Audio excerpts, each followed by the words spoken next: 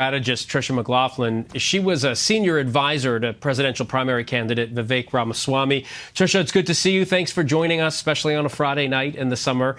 Close allies of Donald Trump had quietly been urging RFK Jr. to drop out and endorse Trump for some time. I'm wondering, do you think this endorsement now will be sort of the win that they were looking for? I think it will be. I think that this is absolutely a gift to Donald Trump.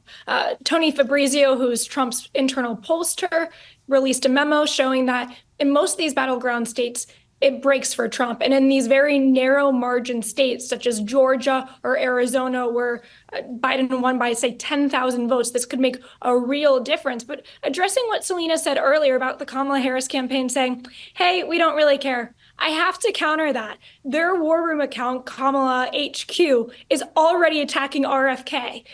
If they don't think, or if they think that they can court RFK voters, that is a terrible tactic. You still want those voters to pull the lever for Kamala Harris. So why personally attack the guy who they were behind first? All right. Well, put on your campaign hat for this question, too. Today, RFK talked about a post in the Trump administration. But when Trump was asked about it, he kind of dodged that question for now. I mean, it's all just kind of happening, broadly praising Kennedy instead. Do you see Kennedy as a contender for a Trump White House job? And what kind of role do you see him perhaps taking on in the campaign as it moves forward? I think he'll take on a role in the campaign as courting those independent and undecided and more anti-establishment voters. I think he did a great job today about talking about the mental health crisis in this country and largely the obesity crisis in this country, which I think is largely related, but not discussed enough. So I really hope that he does have him as more of that subject matter and that niche group expert. That all being said, as far as an administration post, we got to win first, so let's get to November. But second of all, this is Donald Trump. It's kind of art of the deal. It's what serves him win and what serves the country win. Yeah, good point. We are fresh off the heels of the DNC with the first Harris-Trump debate rapidly approaching. It will be here on ABC. What, if any, challenges do you see the Trump campaign facing as we move toward November?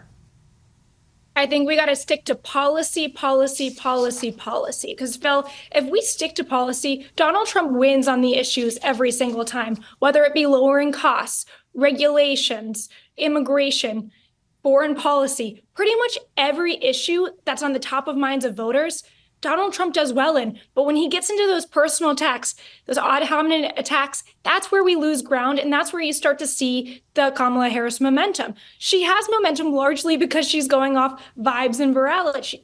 The media is largely pushing that they're having so much fun, that this is such a joy campaign. But the reality on the ground is it's getting to seem a little silly and a little shallow if you don't actually have policies that are saying how we're going to lower the cost for the American people that have gone up 20% since she's been in office. What are you going to do about the immigration crisis? 10 to 15 million people have illegally entered this country since she came into office. And believe it or not, and this is such a disturbing report, there's 32,000 migrant children missing in this country.